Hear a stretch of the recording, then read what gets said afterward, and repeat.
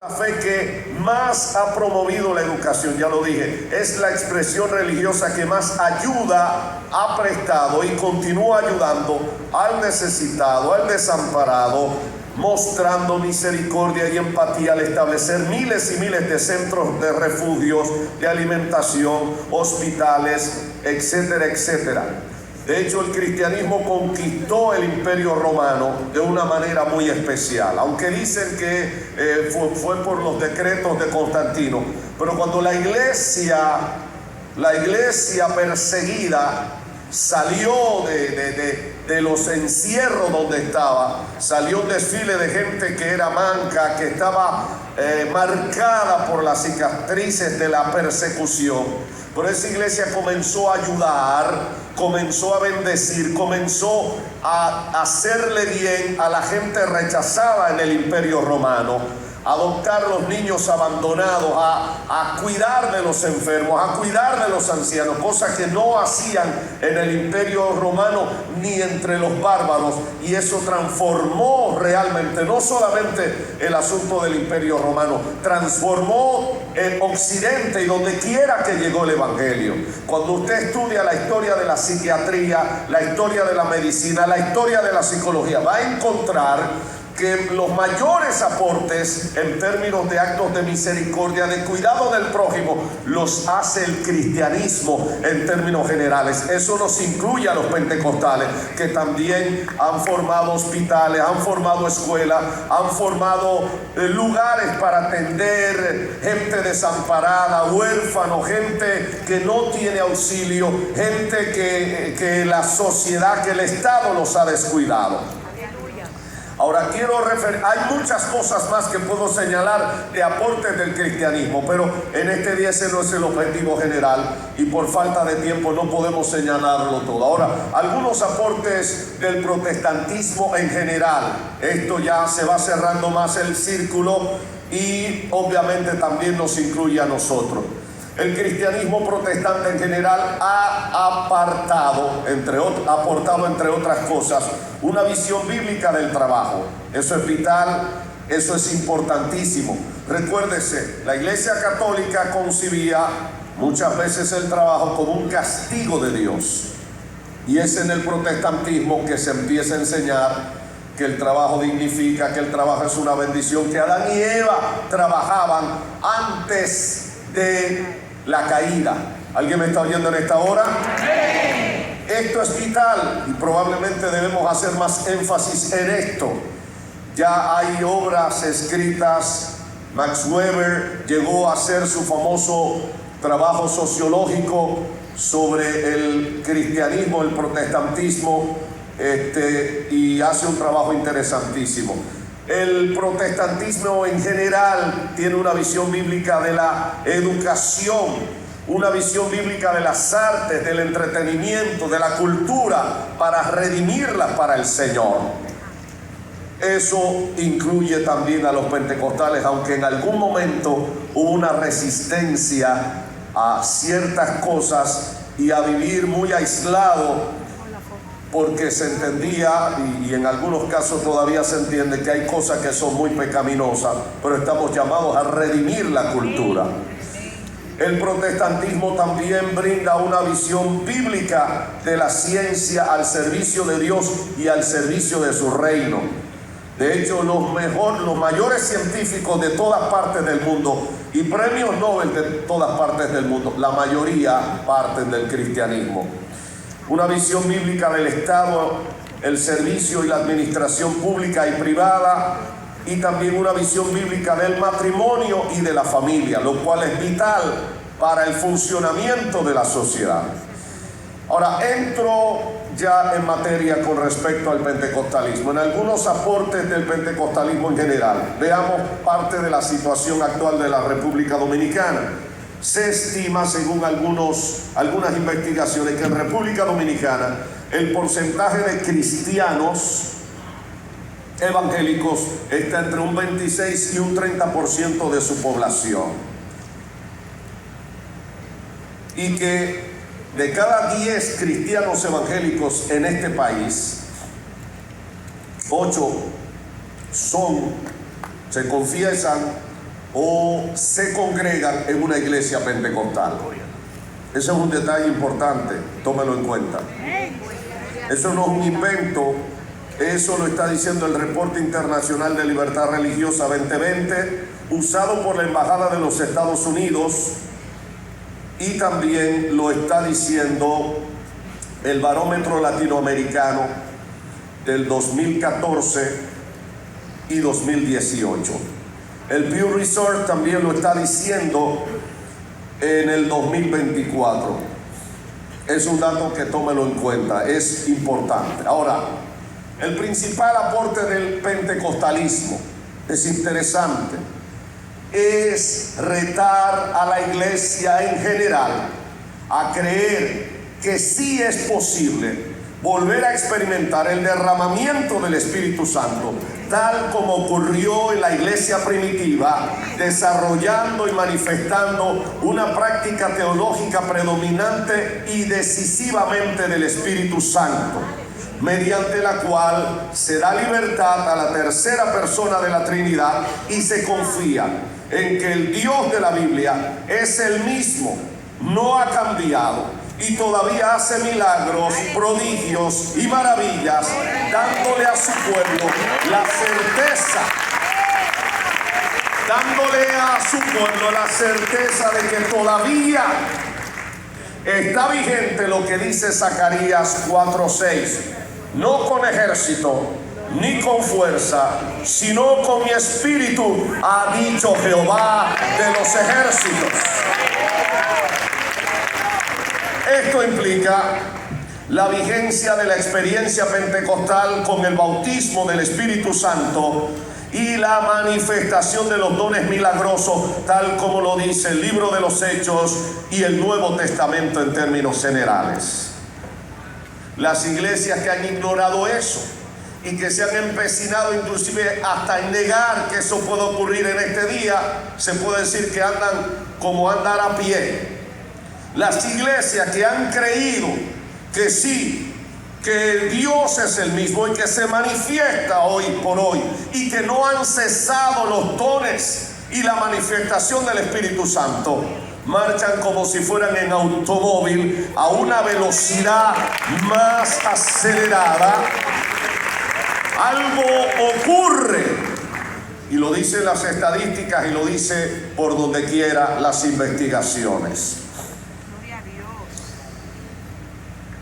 En este principal aporte del pentecostalismo, es como que la iglesia, el pentecostalismo ha vuelto a poner en el mapa una senda que se había abandonado, porque hoy lo vemos fácil, pero imagínense que no estuviera el pentecostalismo. Lo que habría sería iglesias donde Dios por su misericordia hace algunas cosas, pero no sería lo mismo ni sería igual. La cantidad de creyentes que existirían, el alcance del evangelio no sería lo mismo ni sería igual. El pentecostalismo, el derramamiento del Espíritu Santo, ha causado una revolución, hermanos míos, especialmente en las Américas, pero en todo el mundo, que ha marcado un antes y un después. Es algo fuera de serie. Ese énfasis en que Dios lo puede hacer, en que Dios hace milagros, en que Dios abre las puertas, en que Él es el que abre las puertas y nadie las cierra. Eso contagió, por supuesto, a otras iglesias y denominaciones. Esa sobrenaturalidad y de poder del Espíritu se evidencia en que muchas veces a la hora de ministrar liberación a alguien, los pastores pentecostales han sido la ayuda de ministros e iglesias que regularmente hasta niegan la existencia de los demonios. Yo quiero decirles, esto no es nuevo. Aún en los tiempos de Jesucristo, la cúpula del liderazgo en Israel se dividía entre fariseos y saduceos. Los saduceos no creían, hermano, ni en el agua tibia. No creían que habían ángeles, no creían que habían espíritus. Sin embargo, la Escritura lo decía. no es nuevo, eso sigue vigente. Hay gente que dice que cree en Dios y que dice que Dios hace milagros, pero no acepta que Dios haga milagros en este tiempo. De manera que cuando se manifiestan demonios en algunos lugares, muchas veces lo llevan al psiquiatra y cosas por el estilo. Pero un pentecostal loco de un campo, de un barrio, simplemente dice: en el nombre de Jesús, fuera diablo.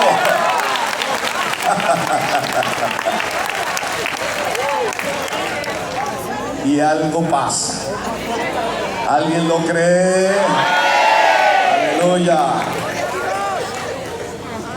Ese contagio de creer en el Dios sobrenatural que está vivo y activo entre nosotros, no como dice Nietzsche, que Dios está muerto, Él está vivo.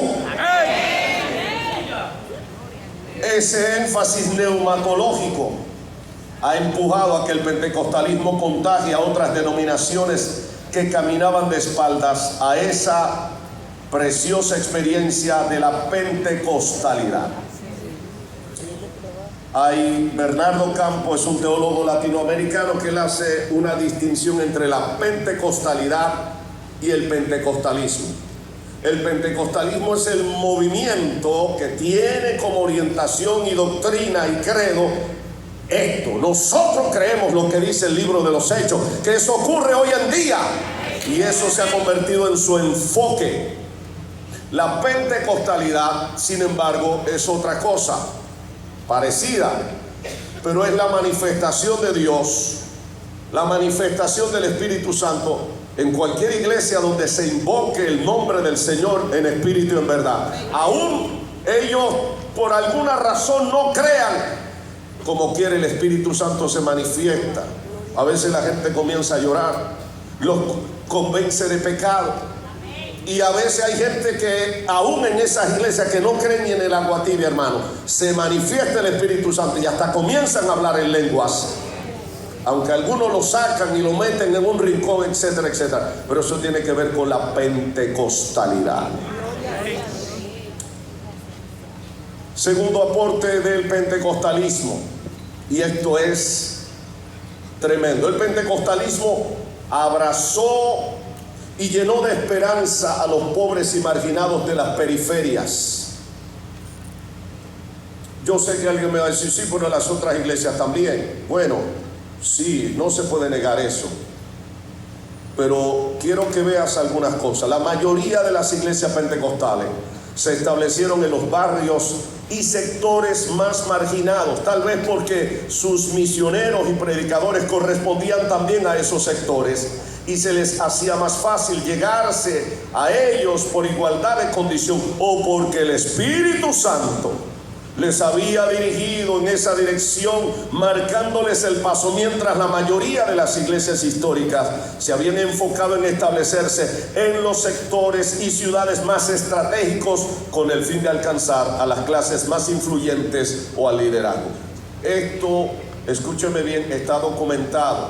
No siempre ha sido así, pero los mismos libros de historia, de misionología, etcétera, etcétera, de muchas denominaciones históricas, dicen que se esforzaron por años en alcanzar la clase pensante de Latinoamérica, pero que esos esfuerzos no prosperaron tanto, porque llegaban al centro de la ciudad, a los lugares neurálgicos donde se movía era una estrategia que humanamente hablando era bonita. Pero los locos pentecostales, ¿sabe a dónde llegaban? A los barrios. Ay, sí. A Guachupita, Así es. a Gualey, a Capotillo, Gloria. a Las Cañitas, donde parecía que no había nada. Los sectores en donde viven los más marginados de la nación están llenos, óigame bien, de iglesias pentecostales en una proporción muy significativa en comparación con otras corrientes teológicas. Por ejemplo, y este es un dato suministrado por el presidente del Consejo de Confraternidad de Pastores Evangélicos CONACOPE, abril 5, Adolfo Mateo, 2024, y está aquí frente a mí. ¿La proporción cuál es? En la zona norte de Santo Domingo, en sus barrios más marginados, la proporción es de 117 iglesias pentecostales y 7 iglesias de corte histórico. La proporción es abrumadora. Ojo con esto. Barriles de pólvora transformados. Si la República Dominicana y el resto de América Latina no terminó estallando como un barril de pólvora al juntarse sus grandes necesidades y desigualdades sociales con la ira y la indignación surgidas de la frustración y la agitación social ante los abusos y la corrupción de los diferentes gobiernos y los ricos insensibles, probablemente sería en parte por esta gran penetración masiva del pentecostalismo esperanzador y asistencial que trajo consuelo y el toque del Espíritu Santo a los marginados y olvidados de la periferia, de las periferias de las Américas. Los pentecostales llevan respuesta de esperanza. No queremos decir bajo ninguna circunstancia que las iglesias de teología no pentecostal no lo hagan. Ojo con eso, ni es el objetivo de crear más cisma en la iglesia. Pero en algún momento la iglesia tiene que reunirse y equipar a su gente y hacerles saber lo que estamos haciendo no es malo, como nos han dicho alguna gente y se han mofado de nosotros. El trabajo que usted ha estado haciendo en ese barrio, en ese campo donde nadie va, donde nadie parece llegar, allí está el Espíritu de Dios y eso es de parte de Dios. Los